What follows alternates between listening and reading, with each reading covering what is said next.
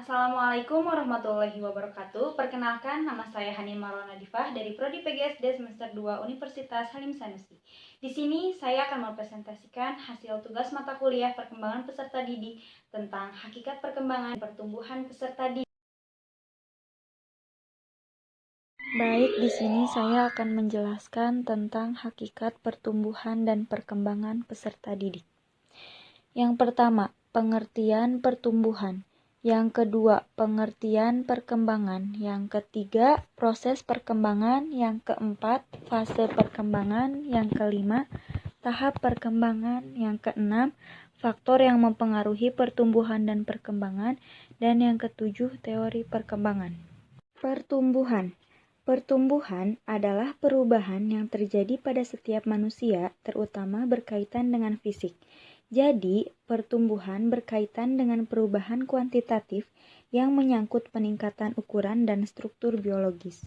Perkembangan.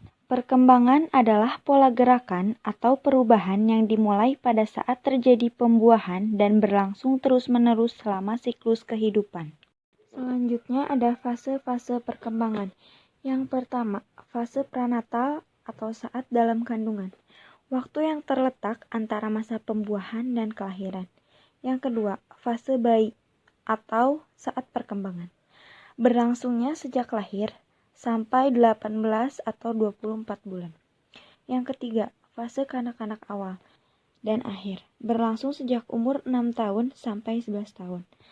Yang kelima, fase remaja. Masa perkembangan yang merupakan transisi dari masa anak-anak ke masa dewasa awal.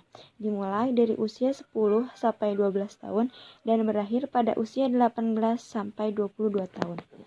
Yang keenam, fase dewasa awal. Yang ketujuh, fase dewasa pertengahan. Dan yang kedelapan, fase dewasa akhir. Selanjutnya ada tahap perkembangan.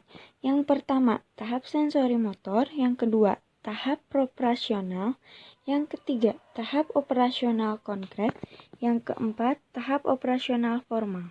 Faktor yang mempengaruhi pertumbuhan dan perkembangan.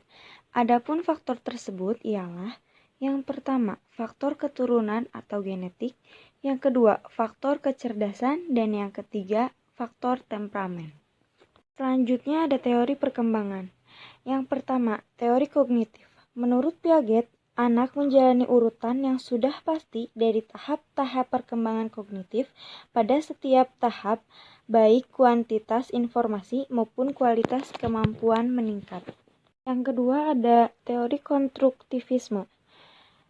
Menurut Gottschalk meyakini bahwa anak-anak membentuk, membangun, atau mengkonstruksi pengetahuan, interaksi sosial memegang peranan penting dalam belajar. Yang ketiga ada teori behaviorisme. Teori ini berakar dari karya Ivan Pavlov yang menetapkan bahwa binatang dapat mempelajari respon fisiologi kepada lingkungan melalui rangsangan. F. Skinner menyampaikan gagasannya bahwa perilaku dapat dipelajari dan dibentuk atau dimodifikasi. Terakhir ada teori belajar sosial. Menurut Albert Bandura, menyatakan bahwa perilaku tidak dipelajari melalui pembentukan, tetapi berkembang melalui reaksi dan interpretasi individu terhadap situasi.